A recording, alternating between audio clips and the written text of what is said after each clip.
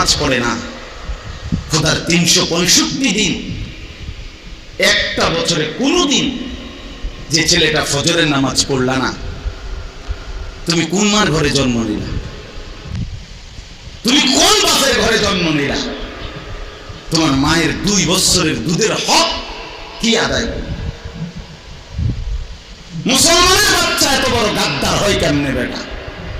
এত বড় নাফরমান, এত বড় হাইওয়ান, এত বড় চতুষ্পদ জানোয়ার মুসলমানের ঘরে হয় কেমনে বেটা? এই জন্য মনে রাখো বেটা, যে কপালে সেজদা নাই সে কোনো মানুষ না। যে সেজদা দেয় না সে মানুষ নয়, মানুষ নয়, জানোয়ার। সে জানোয়ার, হাইওয়ান, এটা চতুষ্পদ জন্তু, এটা জানোয়ার, এটা মানুষ না।